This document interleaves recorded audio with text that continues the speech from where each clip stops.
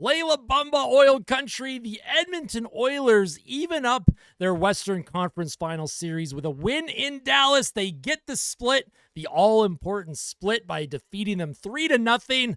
And there's a lot to talk about. My goodness. Number one, of course, is going to be the goaltending, because if the Oilers and Stuart Skinner specifically are not putting up a below 835 save percentage, then he's putting up shutouts. It's either a below 835 save percentage or a shutout. There's literally nothing in between with Stu. I don't understand this guy. I don't understand this goalie, but I'm obviously happy tonight. And he may have had the save of the playoffs in that third period on Esa Lindell. My goodness gracious, what a save with his stick. Of course, we're going to talk about the Darnell Nurse slash on Roope Hintz. Hintz did not return after that slash by Nurse. It was initially called a 5-minute major. Then it was brought down to a 2-minute minor. We're going to discuss whether that warranted a 5-minute major or not. We're going to be going over the Edge visualizer on NHL.com, over the Oilers' 3 goals that they did score, just kind of how the plays broke down. I like to discuss and look at all the little dots, little circles moving around on the ice. I think it's fun. And then, of course, I'll take a look at the MoneyPuck. We'll take a look at some of the advanced metrics, and then we will end things off with questions and comments from you, the fans, that I put out a tweet on Twitter at ahockey1993. If you ever want to follow me on the Twitter or the Blue Sky, links are in the description of the video. And of course, if you like today's post-game fan reaction, make sure to smash that like button. It goes a long way in supporting the channel, pushes my content through the algorithm. If you want to support independent media, I'm just a guy not sponsored by any big corporate conglomerate. I'm just doing my thing. I'm a passionate fan, just like all of you watching at home or listening as well. So thank you for your continued support. We are very close to 6,000 subscribers. I would love to hit that before Sunday afternoon's Game 3. It's going to be pivotal in Edmonton to win that Game 3, but we have to discuss Game 2 first. The Edmonton Oilers came out on a mission tonight. I thought they had the better looks in that first period, and they had the lead. They had a 1-0 lead after 1, and they looked solid. They looked really, really good. And Stuart Skinner, he also looked good. Wasn't super tested, but he also looked good in my opinion. Also, just give me a second here. Just taking a quick drink of this Troubled Monk hard iced tea. Technically, I'm sponsored by Troubled Monk, so I have to throw that in there. Troubled Monk, if you're in Central Alberta or anywhere that sells Troubled Monk, definitely try their product out. They have non-alcoholic options and alcoholic options. I'm not sponsored monetarily by them, but they have provided me some drinks, so I like to just give them a shout out because they're a great company, great local company here that I'm supporting, and they support me.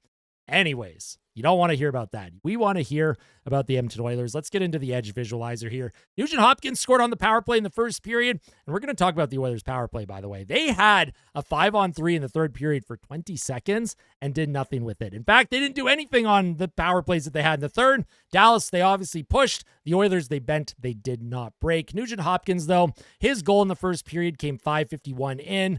Bouchard played it down low to McDavid. He gives it to Draisaitl. Draisaitl back to Bouchard. One-timer goes off of the stick of number 24 on the Stars, and then it bounces all the way to Nugent Hopkins, who just kind of, puts that puck into the net. He's on the far side. He's on the back door for the tap-in.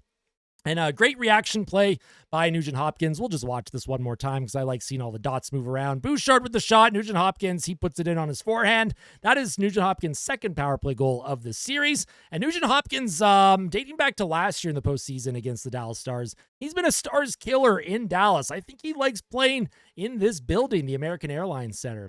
Now, Brett Kulak in the second period, 15 and a half minutes into the second, he made it 2-0. Bouchard gets the outlet to McDavid. McDavid finds Kulak coming in up the middle. Initial shot blocked by Rantanen, and then Kulak follows up with his own rebound, and he puts it past the glove of Jake Ottinger.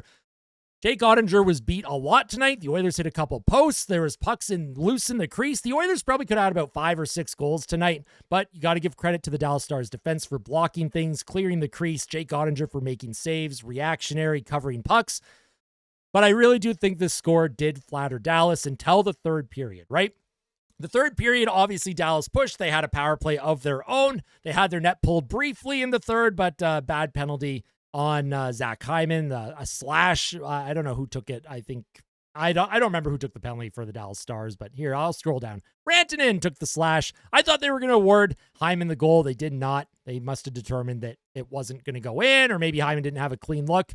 The Oilers kept pushing. Just a minute later, Nugent Hopkins, he feeds it towards the goal, and Connor Brown, who is dealing with something, whether it's illness or injury, he has not been part of morning skates for the Edmonton Oilers, but he is grinding it out right now for Edmonton. He gets his 5th goal of the playoffs. Yes, Connor Brown has 5 goals in the postseason. Nugent Hopkins with his 8th assist. Wallman keeps the puck alive. Nugent Hopkins throws it towards the net, and Connor Brown with the nice little, he just kind of chops at the puck. It hits the ice, bounces up, loses all of its momentum, and Jake Ottinger doesn't know what to do with his glove and his arm and his pad, and it just goes through.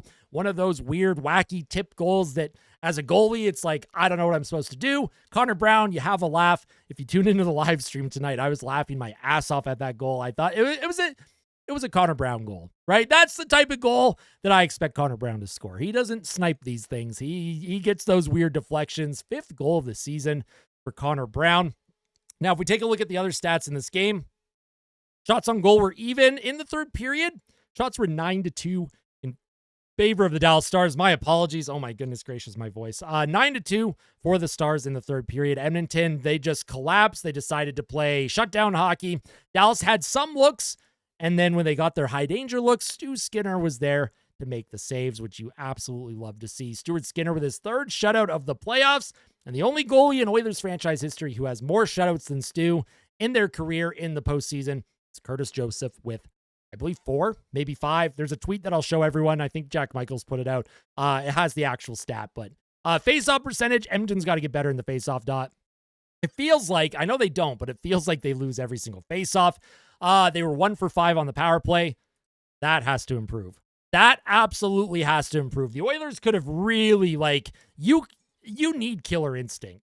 And the Oilers lack that killer instinct on the power play. Yes, the power play late in the third, they're just trying to kill the clock. That's whatever. So we'll say they're 1 for 4, right? But the 2 power plays that they had, end of the second, start of the third, and then the 5-on-3 for 20 seconds, 0 killer instinct, 0 looks. They looked anemic. They looked lethargic. They're not moving the puck around. Their goal that they scored on the power play, Bouchard throws a puck towards the net and it deflects, and then Nugent Hopkins is there to put it in.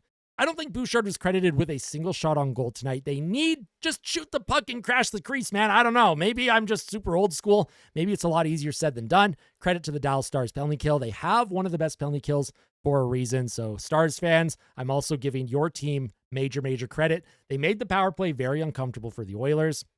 Dallas themselves went 0 for 2 on their power plays. Their 5-on-5 play, of course, they didn't generate anything tonight. The hits tonight, 50-29. The Oilers were just absolute wrecking balls out there, throwing massive hits. Block shots were 17-11 in favor of the Oilers, included a massive late game block shot by Trent Frederick with about 5 seconds left. Huge for Frederick. He's obviously trying to protect the shutout for Stu.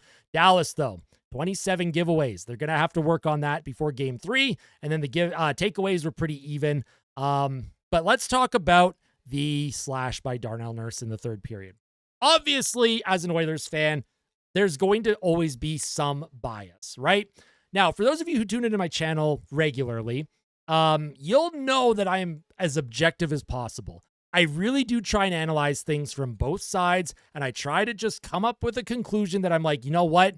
This is how I see the game as a fan. At the end of the day, I love hockey more than my own team. I want this game to, be, I don't know what the word is that I'm looking for, but I always look at the game before my own team. Now, Darnell Nurse, he's in a net front battle with Roope Hintz in the third period. Now, Hintz throws a very light cross-check on Darnell Nurse. And Darnell Nurse's reaction, it's pretty over the top. I don't think there's a reason for Nurse to do what he did with his stick. The amount of force that he put down into the shin pad of Roope Hintz. Now, it looks like it hit the shin pad. It may have hit the top of the ankle. I don't know what the injury situation could be for Roope Hintz. Now, Hintz, he laid there for a while. The initial reaction from me, now I'm just kind of re-breaking down what I saw on the live stream when I was watching the game and doing commentary.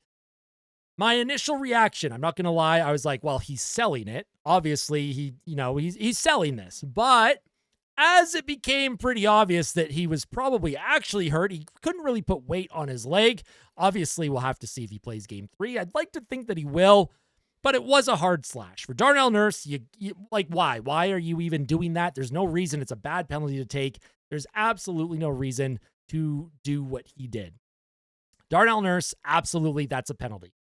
Now, they did call a 5-minute major initially. Was it actually a 5-minute major? The refs, they called the 5 minutes because they want to take a look. They see a player that's injured. I don't think they truly saw what happened. They know there was a slash, but they just wanted to see what the intent looked like, where he got slashed. Now, if it was like a spear into the gut or the male area that is sensitive, of course, 5-minute major all day, every day. So maybe they just want to take a look, see what actually happened. The refs, they call the 5 minutes, they review it, and they determine pretty quickly that's a 2-minute minor. Now, Stars fans, I know you're not going to want to hear this. You're going to want to hear me say, well, it could have been 5 and Hintz got injured, and I understand. I don't ever want to see players injured. Roope Hintz is instrumental in the Dallas Stars' success. I don't want him to be injured. I want him to play the rest of this series because I like when both teams have a healthy lineup and they play hard physical hockey, but clean hockey. Always pushing for clean hockey. Tough hockey's good too, as long as it's clean, not dirty. How many times, and I'm going to put this question out to all the fans tuning in right now, how many times are guys whacked in the legs, whacked in the shins, back of the feet, back of the ankle, up in the hip area, the butt? Like, how many times are guys actually getting slashed in a game? A lot, right? The amount of taps that we see guys get with sticks, it's a lot. And wherever that stick hit Roope Hintz, obviously I consider that to be a bit of a fluke. If Roope Hintz is actually very injured right now, that's horrible. And Darnell Nurse needs to be much better with his stick. But it's still not a 5-minute major to me because of how often guys get slashed and how often how little, I should say, how rarely there are actual injuries for that type of slash. Should Nurse have done it? No. Is Hintz getting injured an unfortunate result of that? Yes. Is it a 5-minute major? Not in my opinion. I thought the 2-minute minor was sufficient. And for Darnell Nurse, obviously, maybe player safety takes a look at it. Do you call him intent to injure? I don't know. It was a pretty nasty slash. It's just not a 5-minute major to me. And I know Stars fans that were in the building, they obviously thought it was going to be a 5-minute major. They have the 2-minute power play, and during the power play, they're chanting "Ref, you suck," which, again, I don't blame them. Homers and fans of their team, they're going to defend their players. If I saw that slash on McDavid and it knocked McDavid out of the game, I would probably have the same reaction, right? But at the end of the day, I'm trying to be objective here. Don't think that was a 5-minute major. I did want to address it because I know many fans were going to ask about it. I did not think it was a 5-minute major.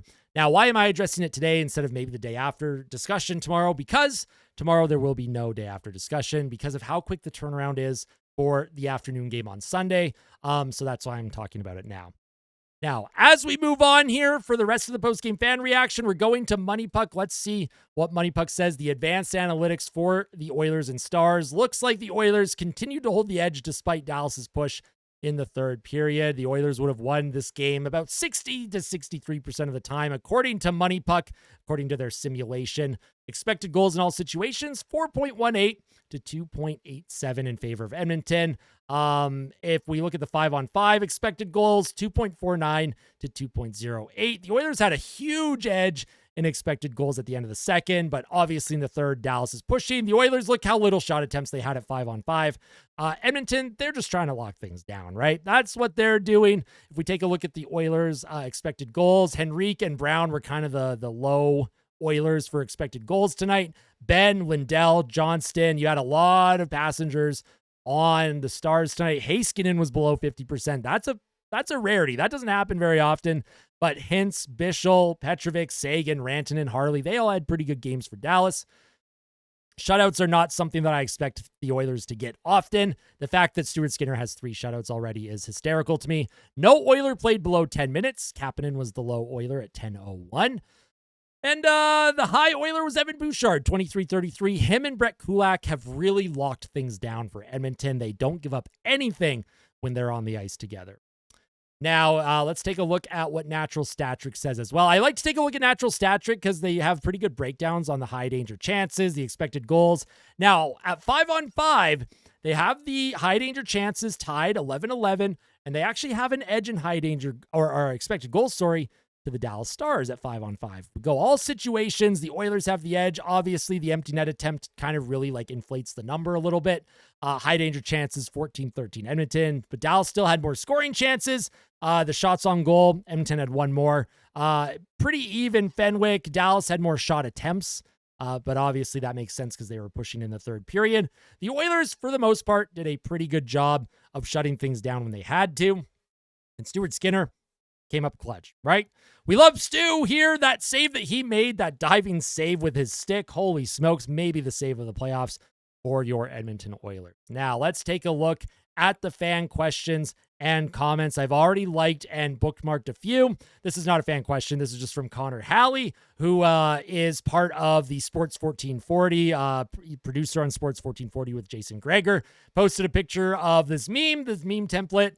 Stuart Skinner, fans being sad. Stuart Skinner, fans being happy. The duality of Stu Skinner is what that is basically saying, and I couldn't agree more. It's hilarious. Jack Michaels tweeted, Skinner is now 3-4 in the playoffs with 3 shutouts. Only Cujo with 5 shutouts has more bagels as an Oiler than Skinner's 4. Even Steven. So Skinner has 4 shutouts total in his career for Edmonton in the playoffs. Even Steven, 1 game apiece for each team. Dimitri, I don't know how to say your last name, Filipovich, Dimitri Filipovich of the PDO cast. Give him a follow. Great info and great content that they do at the PDO cast. 2018 of Brett Kulak and Evan Bouchard on the ice together at 5-on-5 in the first 2 games against Dallas. The Oilers have given up 0.16 expected goals against in that time. Bouchard and Kulak are locking things down. They are terrific together. Keep them together moving forward. I'm sorry, my voice. I'm losing my voice here. I had to take a drink. I apologize. Bob Stauffer tweeted, Nugent Hopkins has 4 goals, 2 assists, 6 points in his last 3 playoff games in Dallas. Road warrior. Absolutely he is.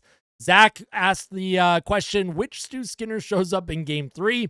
Also, Stetcher and Wallman don't get enough credit. Both have been excellent. This team is a wagon again. I would say they've always been a wagon, right? When Stu Skinner puts up an above 835 save percentage, the Oilers win, right?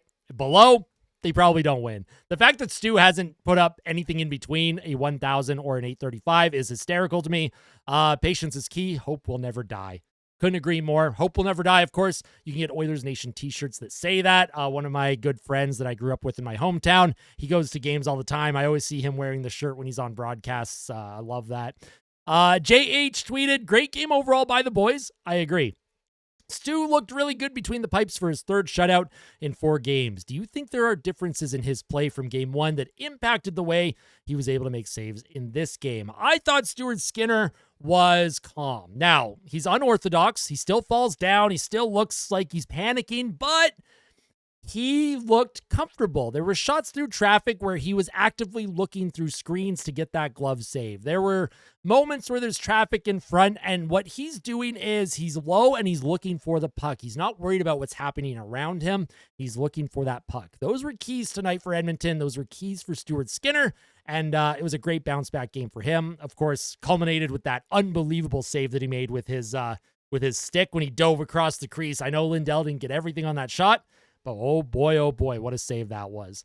D- says never in doubt. Of course, it's always never in doubt with this team.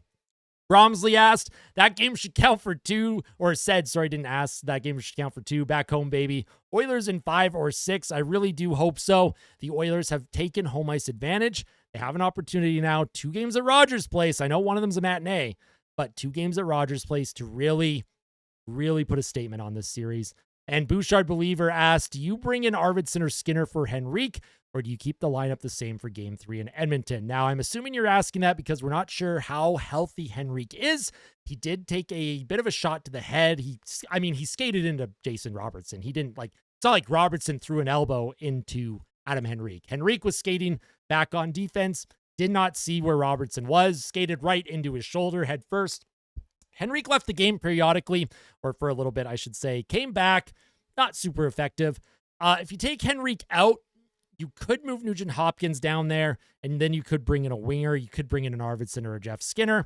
I don't know if they will. I think Knobloch is probably going to stick with this lineup, whether we agree with it or not as fans. At the end of the day, if the team is winning, if they're getting positive results 5-on-5, which for the most part, this team has been getting positive results, then stick with the winning formula.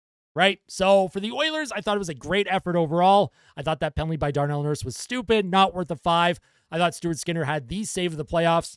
There's a reason why I still have his card here, even though I crash out at Stuart Skinner every now and then, right? Game 2 against the Kings, Game 3 against Vegas, had my freakouts on YouTube.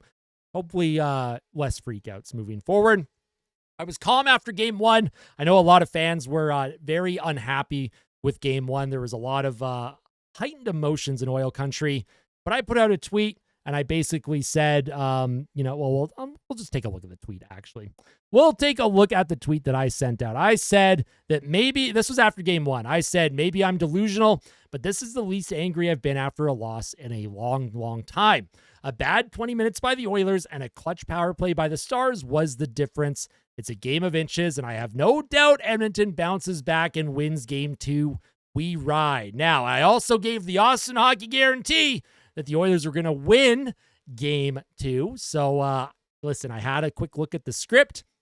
Just saying, just putting that out there. The script doesn't lie, folks. The script does not lie to me. Hopefully the Oilers can find a way to capitalize on their own opportunities on the power play. But 5-on-5, I'm comfortable with the current lineup. I'm comfortable with this team. I'm comfortable with them going back home. It's been a while since the Oilers last played at home. Of course, their last game at home was Game 4 against Vegas, where they had a terrific shutdown game. Also shut them out on home ice. I believe that score was also 3-0. So let's see what they can do. Can they go home and take advantage of home ice, right? Take advantage of home ice. Take advantage of that crowd that is going to be absolutely wild. Dallas is going into the Hornets' nest. Last year, the Stars beat Edmonton in Game 3 after the Oilers had a 2-goal lead to go up 2-1 in the series. The Oilers ended up winning 3 straight to take it in 6. If you're the Oilers, don't give the Stars life. Do whatever you can to give yourself the best opportunity to win this series right now. You have a game on Sunday. You have a game on Tuesday.